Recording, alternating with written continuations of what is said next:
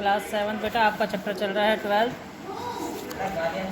और उसमें एक्सरसाइज चल रही है 12.4। ठीक है, फर्स्ट क्वेश्चन देखते हैं बेटा 12.4 का।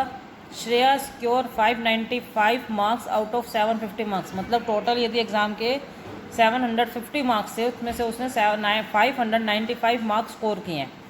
Find the percentage of marks obtained. जो उतने भी उसने मार्क्स ऑब्टेंड किए हैं उसकी परसेंटेज क्या होगी। ठीक है, देखो टोटल मार्क्स हमारे 750, ऑब्टेंड मार्क्स 595। ऑब्टेंड परसेंटेज कैसे निकलती है, जितने भी नंबर आपने लिए हैं वो आपका न्यूमिनेटर बन जाएगा, जितने में से लिए हैं वो आपका डिनोमिनेटर बन जाएगा। मल्टीप्लाई, क्योंकि परसेंटेज निकालनी है 100 से मल्टीप्लाई 100 से डिवाइड। नीचे वाले 100 को आपने यूज़ नहीं करना क्योंकि आपको पता है नीचे वाला 100 हमारा परसेंटेज बन जाता है। तो हमारे पास नंबर बच गया 595 मल्टीप्लाई 100 बाई में 750। यदि ये पूरा नंबर काट लो, देखो पहले मैंने 0 से 0 कट कर दी, 5 की टेबल में ये 2 पर, 75 15 पर। ठीक है, अब 15 यहाँ पर 5 है, यहाँ पे भी 5 है, इसका मतलब 5 से कट कर रहा है। 5 की टेबल में ये आ जाएगा 119 पर। ठीक है, 119 पर और अपोन में बच गया 3। तो आपके न्यूमिनेटर में बच गया 119 और 2, इन दोनों की मल्टीप्लाई करोगे बन गया 238 और अपोन में बच गया 3। ठीक है, जब आप डिवाइड करोगे तो हमारी परसेंटेज आ जाएगी 79.33%। ठीक है, तो इसका मतलब जो परसेंटेज उसने गेन किया वो है 79.33%। ठीक है, question number 2। Ravi saves 25% of his monthly income. जो भी उसकी मंथली इनकम है उसका 25% वो सेव करता है और उसने सेविंग की है 5500 रुपीज़। मतलब जो 25% है उसका आंसर 5500 रुपीज़ है। तो उसकी मंथली इनकम क्या होगी। तो रवि ने सेव किए 5500 rupees per month. Saving percentage है उसकी 25%। जो परसेंटेज निकलती है हमेशा टोटल मनी पर निकलती है, टोटल इनकम पर, टोटल मनी, टोटल मार्क्स, इन पर निकलती है। तो हमें नहीं पता उसकी मंथली इनकम कितनी है।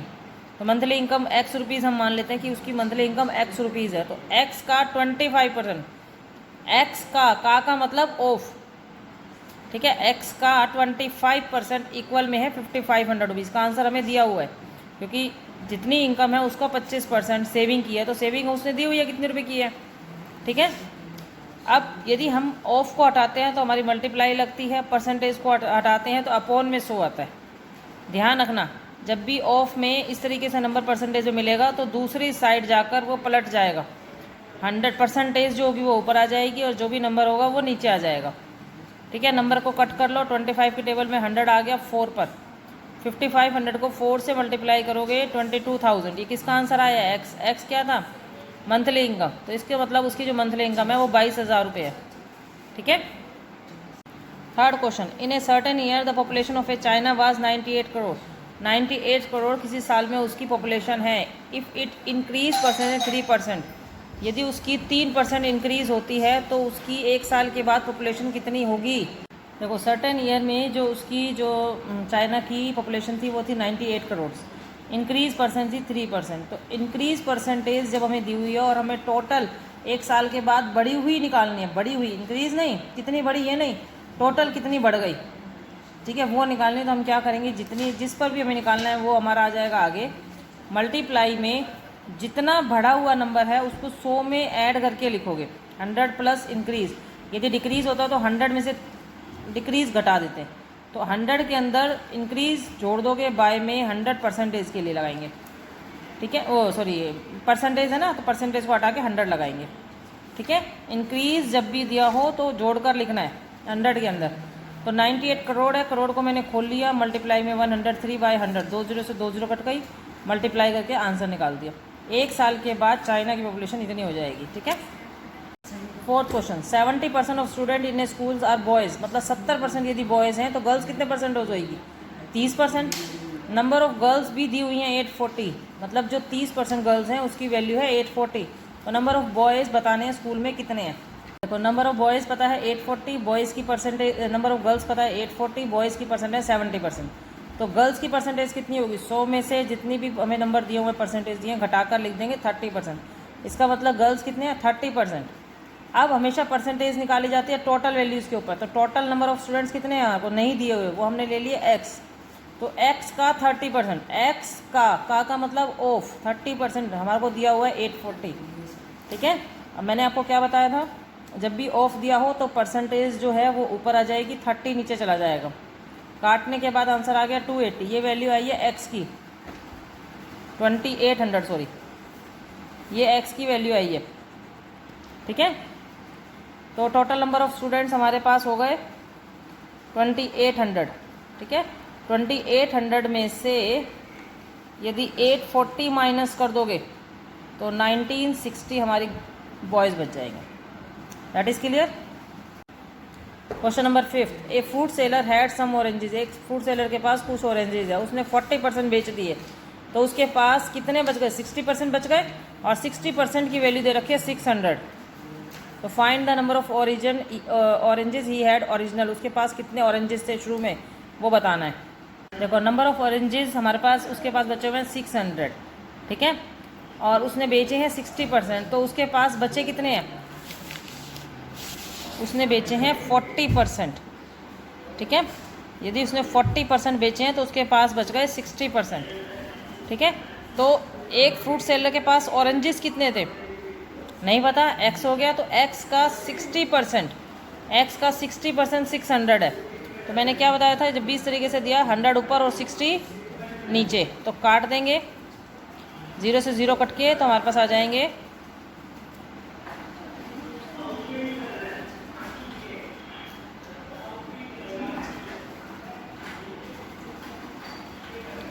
10,000। ठीक है, क्योंकि 60 से 6 कटेगा, यहाँ पर 10 आ जाएगा। 10 को 100 से मल्टीप्लाई करेंगे 1000, तो हमारे पास एक फ्रूट सेलर के पास टोटल जो ऑरेंजेस थे वो कितने थे? 1000। ठीक है, Mridul income is 30% more than Nitin. Nitin की इनकम से 30% मृदुल की इनकम ज़्यादा है। ठीक है, अब उसने पूछा how percent is Nitin income less than Mridul. Mridul की इनकम से नितिन की कितने % कम है? नितिन की इनकम हमारे को नहीं मालूम, तो नितिन की हमने एक्स ले ली। मृदुल की इनकम इसकी 130%। मैंने बताया था ना, जब भी ज़्यादा हो तो 100 के अंदर जोड़ के लिखना है, तो 100 के अंदर 30 जोड़ा तो 130% हो गई।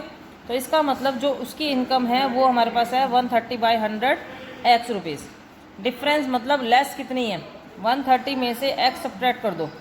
जब हमने एक्स सब्ट्रैक्ट किया, एक्स के नीचे कुछ भी नहीं था, 100 हमने एलसीएम ले लिया, 100 और उनका एलसीएम ले लिया 100। 100 की टेबल में 100 1 पर 1 से मल्टीप्लाई किया, एज इट इज़ आ गया। 1 की टेबल में 100 100 पर 100 से एक्स की मल्टीप्लाई किया 100x। 130 में से 100 माइनस किएंगे तो 30/100x आ गया। ये डिक्रीज़ आई है। डिक्रीज़ परसेंटेज का मतलब है डिक्रीज़ वैल्यू ऊपर, अपॉन में ओरिजिनल वैल्यू, मल्टीप्लाई 100/100। 100/100 का मतलब हो गया, ये हमें परसेंटेज के लिए यूज़ करना है और 100 से मल्टीप्लाई करेंगे। ठीक है, x से x कट गया, तो यहाँ पर बच गया 30/100 और 100 साथ में, तो 100 से 100 कट गया, 30% हमारा आंसर आ गया। ठीक है, Shruti went to school for 225 days in a full year. एक साल में 225 दिन वो स्कूल जाती है, उसकी अटेंडेंस 75% है। तो number of days school was open, तो उसने कितने दिन स्कूल, मतलब स्कूल जो है उसका कितने दिन खुला, ये बताना है। ठीक है, श्रुति का जो स्कूल गई थी वो 225 दिन गई थी, अटेंडेंस थी 75%। अटेंडेंस हमेशा टोटल नंबर ऑफ डेज़ के ऊपर लगती है। ठीक है, total number of days, total number of days school open हुआ था x, तो x का 75% 225 होगा। मैंने बताया था 75% है, तो परसेंटेज को तो ऊपर ले आओ, 75 को नीचे ले जाओ, तो काटने के बाद आ गया आंसर हमारा 300। तो इसका मतलब जो स्कूल खुले थे वो 300 डेज खुले थे। The value of iPhone depreciate 35% every year. हर साल 35% वैल्यू घट रही है। इफ़ प्रेजेंट वैल्यू आईफोन की 53,000 रुपीज़ है, तो एक साल के बाद उसकी वैल्यूज़ कितनी होगी? आईफोन की वैल्यू है, अभी प्रेजेंट वैल्यू है 53,000, डेप्रिशिएट परसेंट है 35%, और डेप्रिशिएट कितना हो रही है एक साल के अंदर? 35%। तो मैंने आपको क्या बताया था, ओरिजिनल वैल्यू तो एज इट इज़ लिखोगे, मल्टीप्लाई में यदि इंक्रीज़ है तो जोड़कर लिखोगे 100 में, डिक्रीज़ है तो 100 में से घटाकर लिखोगे। तो 100 में से घटाकर लिखा 65/100, 0 से 0 कट गया, आंसर आ गया 34,450 रुपीज़। तो एक साल के बाद उसकी वैल्यू हो जाएगी 34,450 रुपीज़। शान was drawing a salary 87,000 rupees per month. शान की जो ड्राइंग सैलरी है हर महीने की वो है 87,000 पर मंथ, और उसकी इंक्रीज़ होती है हर महीने, मतलब ड्राइंग जो निकालता है हर साल में, ड्राइंग मतलब निकालना। उसने हर महीने जो सैलरी वो निकालता है 87,000 रुपीज़ निकालता है, और वो सैलरी बढ़ाकर उसकी जो सैलरी है वो 95,000 रुपीज़ हो जाती है। बढ़कर सैलरी, एक महीने की सैलरी बढ़कर 95,000 हो गई, तो उसकी सैलरी कितने % बढ़ गई ये बताना है। शान की जो सैलरी थी वो 87,000 रुपीज़ पर मंथ थी, उसकी सैलरी बढ़ गई 95,000। तो कितनी सैलरी बढ़ी? 95 में से 87 घटाएंगे तो 8,000 रुपीज़ उसकी सैलरी बढ़ी है। तो केवल इंक्रीज़ परसेंटेज बतानी है, टोटल कितनी बढ़ी ये नहीं बतानी, इंक्रीज़ परसेंटेज। तो इंक्रीज़ परसेंटेज का फार्मूला होता है जितनी इंक्रीज़ हुई है वैल्यू वो ओरिजिनल वैल्यू मल्टीप्लाई 100/100। 100/100 का मतलब ये वाला जो 100 है नीचे वाला, ये परसेंटेज में यूज़ होगा, ठीक है। तो इंक्रीज़ वैल्यू तो हमको पता है 8,000 है। ओरिजिनल वैल्यू इनमें से कौन सी होगी? जो स्टार्टिंग वैल्यू होती है वो हमेशा ओरिजिनल वैल्यू होती है। तो 87,000 हमारी ओरिजिनल वैल्यू हो गई, मल्टीप्लाई में 100, और नीचे वाले 100 की जगह पर परसेंटेज। तो 2 0 से तो 2 0 कट गई, ये 1 0 से यहाँ पर, सॉरी ये वाली नहीं काटी, ये वाली 2 0 कट गई, और 1 0 से ये 1 0 कट गई। तो यहाँ पर बच गया 800/87। पॉइंट में आंसर निकाला 9.19%। तो इसकी जो सैलरी है वो 9.19 की दर से बढ़ रही है। Next question, a discount of 5% is given to on the garment that is mark 850 rupees. एक गारमेंट्स पर जो 850 रुपीज़ का था उस पर 5% डिस्काउंट दिया गया। तो डिस्काउंट कितने रुपीज़ हुआ ये बताना है। गारमेंट का प्राइस 850 रुपीज़ था, डिस्काउंट परसेंटेज 5% थी। यदि डिस्काउंट ही वैल्यू निकालनी है तो डिस्काउंट टोटल मनी जितनी वैल्यू पर हमारा गारमेंट्स प्राइस है वो लिखेंगे, मल्टीप्लाई कितने % हमने डिस्काउंट दिया, बाय में 100, ठीक है। तो 1 0 से तो 1 0 कट गई, 5 की टेबल में 10 आ गया 2 पर, तो 85/2 आ गया।